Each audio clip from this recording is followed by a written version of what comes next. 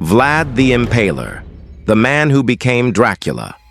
Vlad III was born in 1431 into a world where violence was not an exception, but a rule.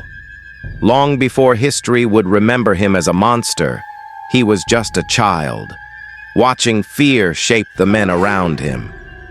His birthplace was Sighișoara, in present-day Romania, but his true childhood began in captivity. At a young age, Vlad and his younger brother were taken hostage by the Ottoman Empire. They were not prisoners in chains, but hostages in spirit. Every day, Vlad watched brutal punishments. Men were beaten, tortured, and executed without mercy. Screams echoed through stone corridors. Blood stained the ground. While his brother learned obedience, Vlad learned something far darker. He learned that power is born from terror. When Vlad returned to Wallachia years later, the boy was gone. What came back was a man hollowed by rage and sharpened by suffering. Wallachia was weak, surrounded by enemies and poisoned by betrayal. Vlad believed only one thing could save it: fear so absolute that no one would dare resist. The moment he took the throne, mercy died.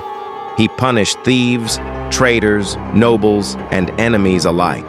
Crime vanished, not because people became virtuous, but because they were terrified to move, to speak, to exist. Even a stolen loaf of bread could mean a slow, screaming death. Vlad's chosen punishment was impalement. A sharpened wooden stake was driven through the body, carefully placed so the victim would not die quickly. Death was delayed. Pain was prolonged. Some victims suffered for hours, others for days. Their bodies were left upright, twisting in agony, mouths frozen open as birds gathered above them. Roads became galleries of death. Fields became forests of corpses. The air itself smelled of blood and rot. This is how Vlad ruled. When the Ottoman Empire demanded tribute, Vlad refused. Instead of bowing, he prepared something far worse than war. He launched night attacks, striking while soldiers slept, killing silently in the darkness. He burned villages, poisoned wells, and slaughtered captives, not for victory, but for terror.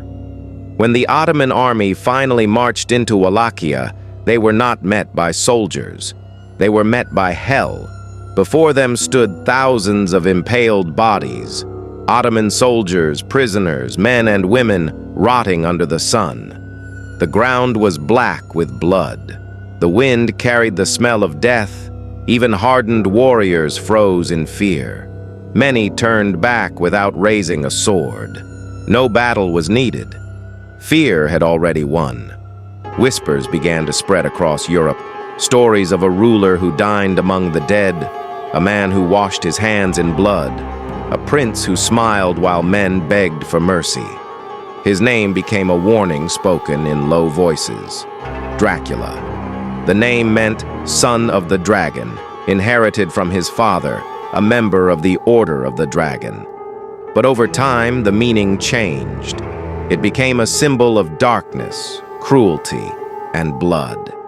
Centuries later, these whispers would inspire the legend of a vampire, an immortal creature who fed on human suffering. Vlad never drank blood. He bathed the world in it. In 1476, Vlad the Impaler was killed in battle. His head was cut off and sent to Constantinople as proof that the nightmare was over. But nightmares do not truly die. They live on, in stories, in legends, in fear. To some, Vlad is remembered as a national hero who defended his homeland. To others, he is one of the most terrifying rulers who ever lived. But history remembers one undeniable truth. Vlad the Impaler did not need fangs to become Dracula. Fear alone made him immortal.